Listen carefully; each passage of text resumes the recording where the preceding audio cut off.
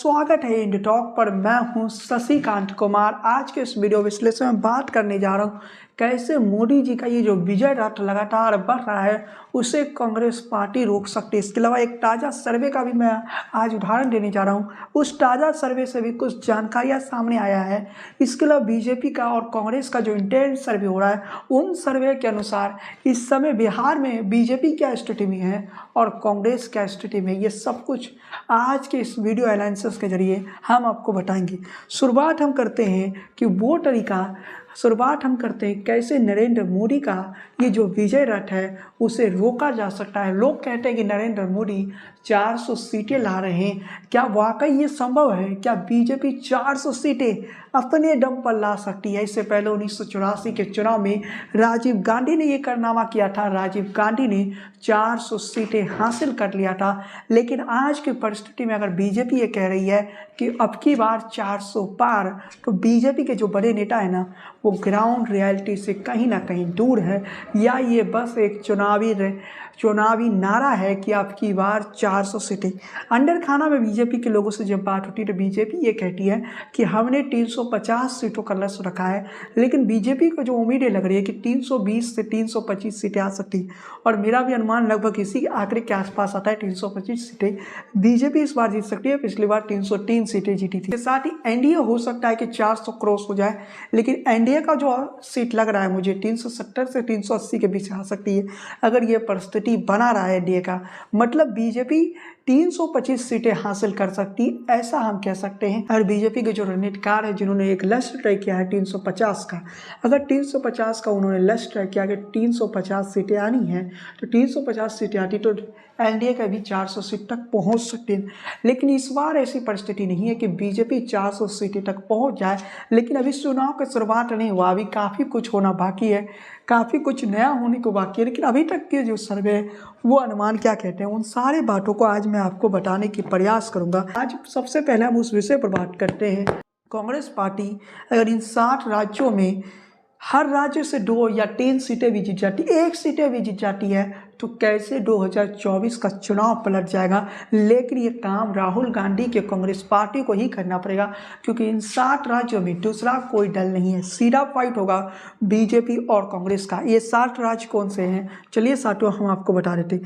पहला राज्य है छत्तीसगढ़, जहाँ वर्तमान में बीजेपी की सरकार आ गई, इससे पहले कांग्रेस की सरकार थी। छत्तीसगढ़ में 2 सांसद है कांग्रेस पार्टी का, जहाँ कांग्रेस पार्टी 2019 के चुनाव में 2 सीटें जीती थी। मध्य प्रदेश दूसरा राज्य है जहाँ कांग्रेस के 1 सांसद है, 29 लोकसभा सीटें हैं। यानी छत्तीसगढ़ की हम जब बात करते हैं तो 11 लोकसभा सीटों में 2 कांग्रेस के पास है और 9 सीटें बीजेपी के पास हैं। वहीं मध्य प्रदेश की बात करें तो 28 बीजेपी के पास, 1 कांग्रेस के पास है। राजस्थान की बात करें तो 25 सीटें वहाँ पर 0 कांग्रेस के पास है। पिछली बार जब कांग्रेस की सरकार थी तब, इस बार क्या कांग्रेस कर पाएगी? इसके हरियाणा की बात करें तो वहाँ कांग्रेस पार्टी की 0 सीटें हैं। लेकिन 2004 में जब कांग्रेस पार्टी की सत्ता में वापसी हुई थी तब कांग्रेस पार्टी हरियाणा से 9 सीटें जीती थी। दिल्ली में कांग्रेस पार्टी 0 सीटें जीती है, वहाँ पर 7 सीट पर बीजेपी का कब्जा है। उत्तराखंड की बात करें तो कांग्रेस पार्टी 0 सीटें जीती 5 सीटों में। इसके अलावा आपको ये बता दें कि उत्तराखंड में कांग्रेस पार्टी को बस 1 सीटें जीतनी है। दिल्ली में 2 या 3 सीटें भी कांग्रेस पार्टी जीत जाती है तो खेला हो जाएगा 2024 में। हिमाचल प्रदेश की बात करें तो यहाँ पर 4 सीटें हैं और कांग्रेस के पास 0 सीट है और हिमाचल प्रदेश में वर्तमान में कांग्रेस की सत्ता है। अगर इन 60 राज्यों में कांग्रेस पार्टी हर राज्य से 1 सीटें भी लेती जाती है और ये आंकड़ा 20 तक पहुंच जाता है तो समझ लीजिए कि 2024 के चुनाव में नरेंद्र मोदी की बीजेपी सबसे बड़ी पार्टी तो होगी, लेकिन कांग्रेस पार्टी खेला कर सकती है। यही वो 60 राज्य है जहां कांग्रेस पार्टी खेला कर सकती है। लेकिन इन राज्यों में कांग्रेस को मेहनत तो करना पड़ेगा। राजस्थान के अगर हम विधानसभा के चुनाव का परिणाम देखें तो 11 ऐसी लोकसभा सीटें हैं जहां कांग्रेस पार्टी वोटों के मामले में बीजेपी से आगे, लेकिन वो विधानसभा चुनाव के वक्त का आंकड़ा है। लोकसभा में हो सकता है ये परिणाम बदल जाए और 25 के 25 सीटें बीजेपी रिटर्न कर दे। लेकिन 60 राज्यों में टोटल 91 सीटें, इन 60 राज्यों में टोटल 91 सीटें और इसमें कांग्रेस के पास कितना है? मात्र 3 सीटें और बीजेपी के पास कितना है तो आप समझ सकते हैं कि 88 यानी 88 सीटें बीजेपी के पाले में है, जबकि कांग्रेस के पाले में बस 3 सीटें हैं। इससे आप पूरी कहानी को समझ सकते हैं, पूरी कहानी के पहलू को समझ सकते हैं। मेरा जो बुक है 24 की रणभूमि, वो बुक आ चुका है। 24 की रणभूमि के बुक को अगर आप ऑर्डर करना चाहते हैं अमेजोन पर जाइए, शशिकांत कुमार सर्च कीजिए, इसमें फ्री डिलीवरी भी मिल रहा है और 167 में मिल रहा है। आप अमेजोन से इस ऑफर का लाभ ले सकते हैं। इसके अलावा फ्लिपकार्ट पर जाइए, वहाँ 199 में बिक रहा है, वहाँ पर भी अगर आपको बुक लेना है तो वहाँ पर आपको बस शशिकांत कुमार लिखना होगा। हम अपने विश्लेषण में आगे बढ़ते कैसे कांग्रेस पार्टी इन 60 राज्यों से तस्वीर बदल सकती है वो हम आपको बताते हैं। लेकिन उससे पहले एक गुजारिश करते हैं आपसे, आप इस चैनल पर पहली बार वीडियो देख रहे हैं तो सबसे पहले सब्सक्राइब वाला जो लाल बटन है ना उसे दबा दीजिए, बेल आइकन की घंटी को बजा दीजिए। इसके साथ ही हमारे वीडियो पर अपनी टिप्पणी कमेंट में लिखना बिल्कुल ना भूलें। चलिए साथियों, अब हम आगे बढ़ते हैं 2004 के नतीजों पर आते हैं कि 2004 में कैसे इन 60 राज्यों से ही कांग्रेस पार्टी और यूपीए ने एक बड़ा खेल खेल लिया था। 2004 वोट वक्त था साथियों, जब 2004 में अटल जी की सरकार थी और अटल जी के साथ जो बीजेपी के नेता थे ना उनमें काफ़ी ज़्यादा आत्मविश्वास आ गया। इंडिया साइलिंग का एक तरह से आप कह सकते हो उस वक्त नारा गुजरा था, पूरा देश में इंडिया साइलिंग की बात की जा रही थी। लेकिन जमीनी हकीकत जो थी वो शायद अटल जी भी नहीं पता लगा सके और जमीनी हकीकत बिल्कुल विपरीत हो गई। जो इंडिया साइलिंग की बात की जा रही है वो टीवी तक ही चमकता रहा, टीवी के विज्ञापनों तक चमकता रहा। उस वक्त सोशल मीडिया नहीं आता। जब 2004 में इंडिया साइलिंग का कहीं ना कहीं ऐड चल रहा था, इंडिया साइलिंग की बात की जा रही थी, पोस्टर बैनर में छप रहे थे, एक बार फिर से अटल जी की सरकार लौट रही है और बीजेपी में आत्मविश्वास बढ़ गया। बीजेपी के नेता कह रहे थे 350 तो इस बार एनडीए की सीटें बढ़ जाएगी। लेकिन कहानी क्या हुआ, एनडीए की सीटों की संख्या 138 पर पहुंच गई और यूपीए की सीटों की संख्या 144 पर पहुंच गई और कांग्रेस उस दौर में भी एक बुरा दौर देख रहा था और तस्वीर एक नहीं लिखी गई। और सोनिया गांधी ने इस प्रकार से खेल पलटा कि पूरा राजनीति पलट गया। अटल जी जो कि एक ऐसे नेता थे जिन्हें विपक्ष के लोग भी पसंद करते थे और जनता में भी उनकी छवि काफ़ी बेहतर थी, लेकिन उसके अटल जी की उस छवि के बाद भी एनडीए हार गई। तो क्या 2024 में 2004 रिपीट होने जा रही है? क्या जो सोनिया गांधी ने किया वही काम सोनिया गांधी के बेटे राहुल गांधी कर सकते हैं? आज की तस्वीर पलट गई है। आज इंडिया साइलिंग की बात नहीं हो रही है, आज मोदी की गारंटी की बात हो रही है। आज की जो राजनीति है वो बिल्कुल विपरीत है। वो दौर का बीजेपी आज नहीं है। उस दौर में बीजेपी कार्यकर्ताओं से दूर हो गया था, लेकिन आज की बीजेपी, मोदी का जो बीजेपी है वो बिल्कुल ही अलग बीजेपी है। ये ना चुनाव जीतने पर ज़्यादा उत्साह में रहता है और ना चुनाव हारने पर ज़्यादा गम में रहता है। इस बीजेपी का एकमात्र लक्ष्य है कि अगले 50 सालों तक सत्ता में रहना है और सत्ता चाहे कैसे भी मिले। अगर मान लिया जाए कि नरेंद्र मोदी की कुछ सीटें घटा दी जाए, 272 सीटों से अगर बीजेपी को रोक लिया जाए तो फिर क्या तस्वीर होगी, फिर क्या कहानी होगी। अगर 272 सीटों से मान लेते हैं कि 220, 230, 250 सीटों पर बीजेपी को रोका जाए, जो कि कांग्रेस की प्लान चले, जो कांग्रेस की इंटरनल टीम है ना उनसे कई बार बात होती है, तो कांग्रेस में ये इस तरह की रणनीति चली कि बीजेपी सबसे बड़ी दल बनी रहे, लेकिन बीजेपी को 272 के आंकड़ा क्रॉस नहीं करना है। उसके बाद कांग्रेस और इंडिया अलायंस को इतना उम्मीद है कि जो बाकी गठबंधन के साथी जो अभी दूर हुए हैं वो सब साथ में आ जाएंगे और सरकार इंडिया अलायंस का बनेगा, सरकार कांग्रेस की बनेगी। मतलब कांग्रेस का इस वक्त का जो मुख्य लक्ष्य है ना कि बीजेपी को 272 क्रॉस करने से रोकना है, 272 सीटें तक बीजेपी को नहीं पहुंचना है। ये एक ऐसी बात है जो कि आज के दौर में कल्पना भी नहीं की जा सकती है। लेकिन जिन 60 राज्यों का मैंने नाम लिया ना, उसी 60 राज्यों में 2004 में क्या हुआ था जब अटल जी का दौर था, वो दौर में क्या हुआ था चलिए आपको हम बताते हैं। इस 2004 के उदाहरण में आपके सामने रखता हूँ। 2019 में कांग्रेस का छत्तीसगढ़ में 2 सीटें था, लेकिन 2004 में मात्र 1 सीटें कांग्रेस जीती। इसके अलावा मध्य प्रदेश की बात करें तो 2004 में मध्य प्रदेश में कांग्रेस ने 4 सीटें जीती। आज के दौर में क्या एमपी में यह स्थिति हो सकती है जब वहाँ पर एक यादव चेहरा, एक ओबीसी चेहरा मुख्यमंत्री बना हुआ है, तो क्या मध्य प्रदेश में कांग्रेस वो परिस्थिति पैदा कर सकती है?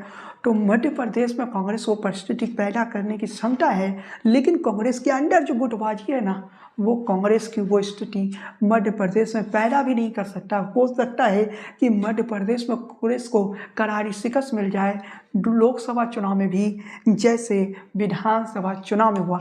लेकिन विधानसभा चुनाव में लाडली बहना का कहीं ना कहीं क्रेज चल, कहीं ना कहीं मध्य प्रदेश में जो मास्टर स्ट्रोक रहा बीजेपी का, वो लाडली बहना योजना के कारण। लोकसभा चुनाव में ये असर करेगा या फिर नहीं, एक बड़ा सवाल है। लेकिन लोकसभा चुनाव में नरेंद्र मोदी का चेहरा है। लेकिन परिस्थिति देखिए, 2004 में कांग्रेस पार्टी बस 4 सीटें जीती थी और खेला हो गया था देश में। अब कांग्रेस पार्टी को मध्य प्रदेश में कितनी सीटें लाना है? तो कांग्रेस पार्टी पिछली बार 1 सीटें जीती थी, इस बार कांग्रेस पार्टी 1 सीटें बढ़ा दे। कांग्रेस को कुछ नहीं करना है, बस हर राज्य से 2 या 3 सीटें इन 60 राज्यों से जीतते जाना है। उसके बाद दिल्ली में बड़ा खेल हो सकता है। बीजेपी से जो असंतोष खेमा है ना, बीजेपी में जो खेमा मौके का इंतजार कर रहा है, वो खेमा जैसे ही 272 से नीचे आएगा तो बीजेपी में आपसी लड़ाई शुरू हो जाएगी, बीजेपी के अंदर की लड़ाई शुरू हो जाएगी। मेरी बात कई बार बीजेपी के इंटरनेट सोर्स से होती है, तो वो लोग भी बताते कि पार्टी में अंदर खाना लड़ाई है, और ये बातें कई मीडिया रिपोर्टों में भी आ चुका है। तो समझ सकते हैं कि तस्वीर क्या होगी। इसके अलावा हम अगला राज्य जाते हैं, राजस्थान में 25 सीटें हैं। 2019 में 0 सीटें जीती थे, लेकिन 2004 में राजस्थान में कांग्रेस पार्टी ने 4 सीटें हासिल की थी। इस बार कांग्रेस पार्टी बस 2 सीटें राजस्थान में जीत जाए, ज़्यादा नहीं चाहिए राहुल गांधी की कांग्रेस पार्टी को, बस 2 सीटें चाहिए राजस्थान में। और जो विधानसभा के आंकड़े हैं, वोट के प्रतिशत देखेगा तो विधानसभा में जो स्थिति था वो भी हम आपको बता देते हैं कि विधानसभा में कहानी ये हुआ कि करीब 11 लोकसभा सीटों में, विधानसभा के वोटों को मिला दे तो 11 लोकसभा सीटों में कांग्रेस आगे। अगर वो परिस्थिति पैदा होती है, 11 सीटें जीत जाती, तो समझ जाइए कि नरेंद्र मोदी का जो हिंदी पट्टी है, जहां नरेंद्र मोदी सबसे ज़्यादा मजबूत है, वहीं खेला हो जाएगा। उसी जगह पर कहीं ना कहीं, जिसे आप हिंदुत्व की जमीन कह सकते हैं, इन 60 राज्यों में, इन 60 राज्यों में जो काउबेल्ट भी है, उन 60 राज्यों में अगर खेला हो जाए तो फिर क्या होगा? फिर दिल्ली में कहीं ना कहीं सरकार बदल जाएगी। इसके आगे मैं बताता हूँ हरियाणा में 2004 में 9 सीटें जीती थी राहुल गांधी की कांग्रेस पार्टी। इस बार 4 सीटें भी जीत जाए तो राहुल गांधी का काम हो जाएगा।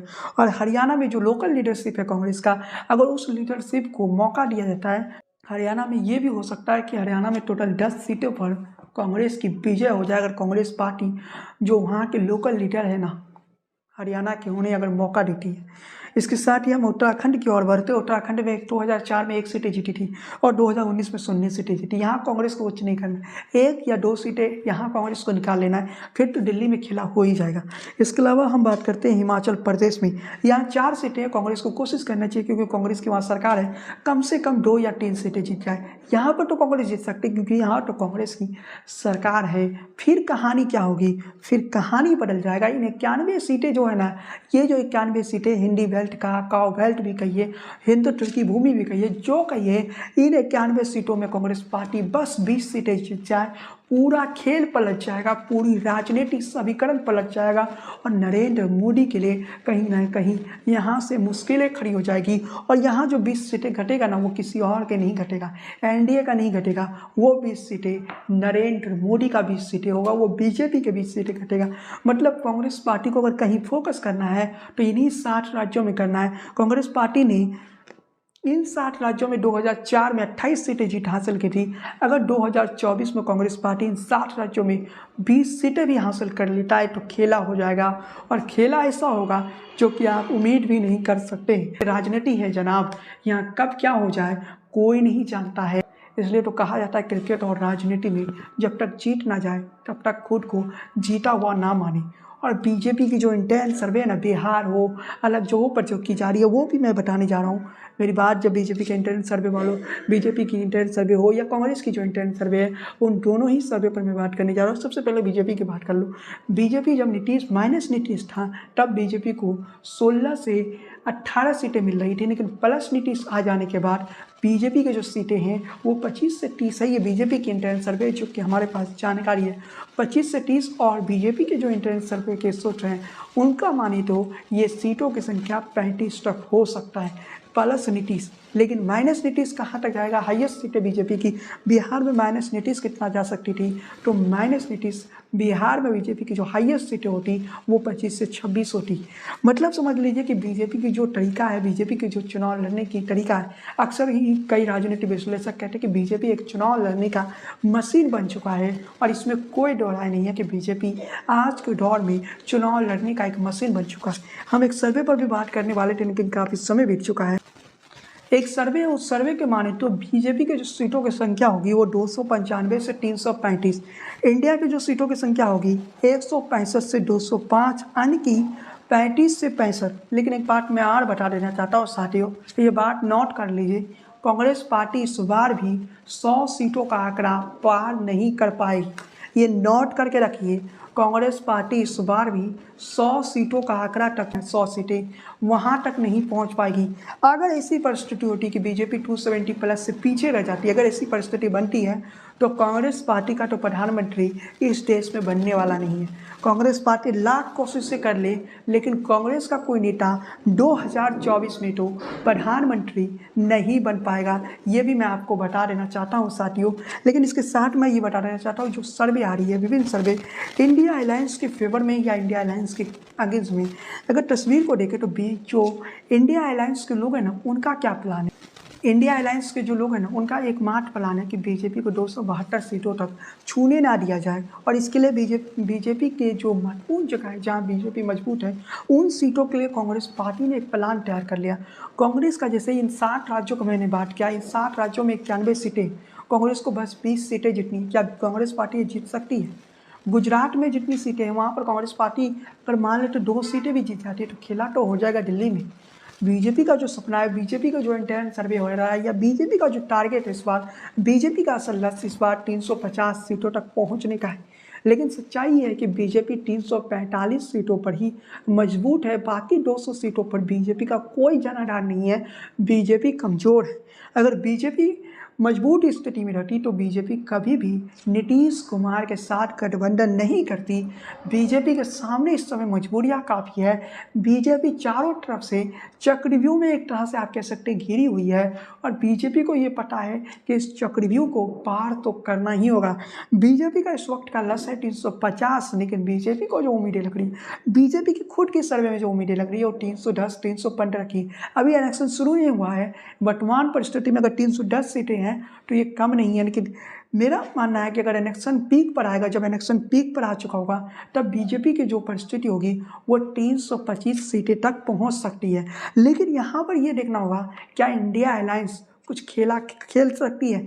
क्या ममता बनर्जी कहीं कांग्रेस के साथ ना आ जाए? अगर ममता कांग्रेस के साथ आ जाती है तो जो खेल बंगाल में होने वाला है, बंगाल में जो मुस्लिम वोटर है वो कांग्रेस और ममता बनर्जी में बढ़ जाएगा, ऐसी उम्मीदें बीजेपी कर रहा है, तो वो खेल नहीं होगा। तो बंगाल में कहीं ना कहीं एक तरफा जीत हो सकती है ममता बनर्जी की और एक तरफा जीत हो सकती है इंडिया अलायंस का, अगर कांग्रेस और ममता बनर्जी की पार्टी मिल जाता है। लेकिन वर्तमान परिस्थिति में दोनों अलग राष्ट्र हैं, दोनों के राष्ट्र अलग हैं। लेकिन बंगाल में कांग्रेस के साथ अगर ममता बनर्जी के साथ भी चले जाते हैं तो ज़्यादा फर्क नहीं पड़ेगा, कांग्रेस को 2 या 3 सीटें मिलेगा। लेकिन कांग्रेस उस स्थिति में तो रहेगी कि बंगाल से जो बीजेपी मजबूत स्थिति में है जिन सीटों पर, वहाँ तो खेला कर सकती है। इस बार नरेंद्र मोदी के पर्स में सब कुछ अच्छा चल रहा है। नरेंद्र मोदी अगर चुनाव जीतते हैं तो पंडित जवाहरलाल नेहरू के बाद वो दूसरे प्रधानमंत्री होंगे जो लगातार तीसरी बार देश के प्रधानमंत्री बन जाएंगे। और नरेंद्र मोदी के लिए सबसे बड़ी चीज़ इस वक्त यही है कि नरेंद्र मोदी का जो नाम है ना, वो देश के हर कोने में चलता है। और दक्षिण से भी अगर नरेंद्र मोदी, क्योंकि नॉर्थ इंडिया में तो सीटों की नुकसान होगी, ये नरेंद्र मोदी भी जानते हैं। जिन 60 राज्यों की बात की ना, यहाँ पर ऑलरेडी बीजेपी अपने सबसे पीक पर पहुँच गई। यहाँ से बीजेपी को कुछ हासिल नहीं होने वाला है। इंडी पट्टी के राज्य की हम बात करते हैं, इन राज्यों से बीजेपी को कुछ नहीं मिलने वाला है। बीजेपी को बिहार से क्या मिल जाएगा? बिहार में बीजेपी पहले से 39 सीटें एनडीए जीत चुकी है, बीजेपी को बिहार से क्या मिल जाएगा? तो जवाब है कुछ नहीं। नीतीश कुमार के साथ पहले बीजेपी सबसे ज़्यादा पीक सीटें जो बिहार में बीजेपी ला सकती थी उतना तो क्रॉस कर चुकी है। बीजेपी को इसमें यह देखना होगा कि जो सीटें कम हो रही है वो जेडीयू की कम हो रही है या फिर बीजेपी की। बीजेपी अपनी 17 सीटों की चिंता करे, बीजेपी अपनी 17 सीटों को बचाने की प्रयास करेगी, लेकिन साथ में उनकी जो सहयोगी जेडीयू है उसकी परिस्थिति क्या है? क्या जेडीयू लोकसभा चुनाव में कुछ कर पाएगा? क्योंकि जेडीयू के प्रति लोगों में कहीं ना कहीं रुख जो है, अब लोगों की ये बात हो गई कि नीतीश कुमार पर लोग विश्वास नहीं कर पा रहे। क्या नीतीश कुमार के जो 15% वोटर है वो नीतीश कुमार पर अभी भी विश्वास करते हैं या फिर नहीं? कई ऐसे सीटें हैं जहाँ जेडीयू को और बीजेपी के वोट शेयर को मिला दे तो 50% क्रॉस कर जाती है। लेकिन यहाँ सवाल तो वही है, क्या राहुल गांधी बीजेपी के विजय रथ को रोक पाएंगे?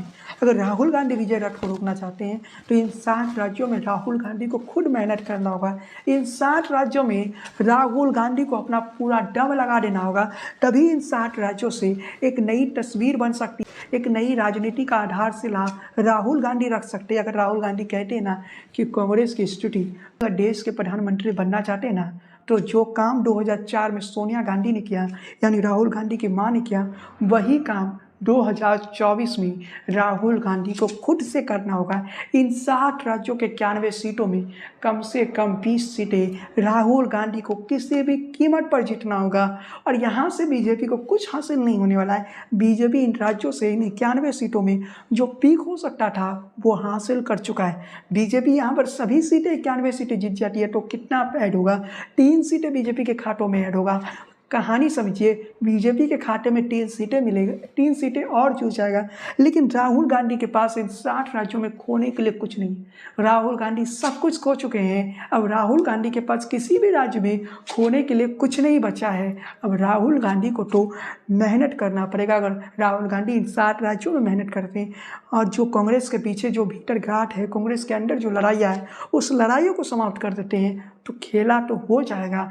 नरेंद्र मोदी शायद पीएम ना बन पाए, लेकिन दूसरे तरफ नरेंद्र मोदी की लोकप्रियता भी तो काफ़ी ज़्यादा है। अब दोनों के बीच मुकाबला है। और जो कांग्रेस के लोगों से बातचीत होती है, कांग्रेस की जो इंटरनल टीम है, उनका भी प्लान उन्हीं सीटों पर ज़्यादा है जहाँ कांग्रेस और बीजेपी की फाइट सीधी हो सकती है। कांग्रेस और बीजेपी की जब भी सीधी फाइट होती है तो बीजेपी लाभ उठा लेता है, लेकिन कांग्रेस का जो टीम है वो इन्हीं सीटों पर फोकस कर रही है। तो साथियों, हमने आपको बता दिया कि कैसे राहुल गांधी चाहे तो खेल पलट सकते हैं। राहुल गांधी कोशिश करें तो कुछ भी हो सकता है। 2024 का चुनाव भी ओपन है, खुला है, किसी भी पार्टी का एक तरफा जीत नहीं होने वाला। और बीजेपी भी ये मान के चल रही है, अगर बीजेपी ज़्यादा आत्मविश्वास में आ जाती है तो 2004 में जो हुआ वो 2024 में भी हो सकता है। इस समय जो इंडिया अलायंस के दल है उनका उद्देश्य बीजेपी को रोकना है, लेकिन नरेंद्र मोदी के जो करिश्मा नेतृत्व है, मैं हमेशा कहता हूं कि मोदी नाम केवल से अगर विधानसभा का चुनाव जीता जा सकता है तो वो नरेंद्र मोदी लोकसभा चुनाव में अगर चेहरा बन जाएंगे तो क्या लोकसभा चुनाव जीतना कठिन है? तो जवाब है नहीं। इन 60 राज्यों की जब हम बात करें तो नरेंद्र मोदी के सीटों की लॉस होने की उम्मीद ना के बराबर करें, क्योंकि इन राज्यों में बीजेपी की ही सरकार और बीजेपी पूरा फोकस कर रही है। बीजेपी में एक चीज़ अच्छी है कि बीजेपी के अंदर अगर लड़ाई भी होती है तो बीजेपी के लोग अपने पार्टी के प्रति इतने वफादार होते कि वो अपने पार्टी को नुकसान नहीं पहुंचाते। कांग्रेस में जो है ऐसी लड़ाई होती है कि कांग्रेस के नेता एक दूसरे को कहीं ना कहीं कमज़ोर करने के पीछे लगे रहते हैं और इसका नतीजा भी आपको दिख जाता होगा। इसके साथ ही मैं एक बात और बता देना चाहता हूँ कि 2004 में एक अलग बीजेपी थी। वो बीजेपी कहीं ना कहीं ग्राउंड रियलिटी से अलग था। वो बीजेपी में आत्मविश्वास ज़्यादा था, इंडिया सेलिंग की बात थी। लेकिन आज की बीजेपी चुनाव जीतने पर भी ज़्यादा खुश नहीं होती है और चुनाव हारने पर भी ज़्यादा दुखी नहीं होती। आज के बीजेपी का फोकस बस अपने लक्ष्य पे रहता है। और दूसरी परिस्थिति, अगर 272 सीटों से कम भी आ जाता है तो अमित शाह जैसे चाणक्य हैं, सीटों का जुगाड़ करना कोई मुश्किल काम तो नहीं है। यार बीजेपी कितने सीटें कम आएगी? बीजेपी के वर्तमान में 303 सीटें, अगर उसमें हम 20 सीटें घटा देते तो बीजेपी की सीटें कितनी होगी?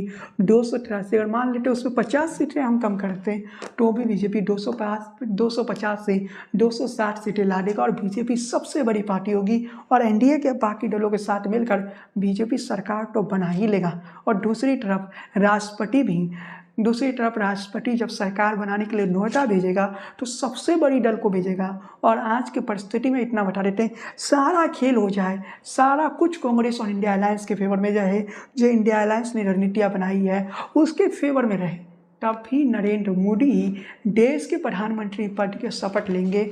ऐसा इसलिए क्योंकि 240 सीटें भी लाती है बीजेपी तो बीजेपी सबसे बड़ी दल होगा और सबसे बड़ी दल होने के कारण राष्ट्रपति उन्हें ही सरकार बनाने के लिए नोएडा देगी और उसके बाद क्या होगा, अमित शाह यानी चाणक्य का खेल शुरू हो जाएगा।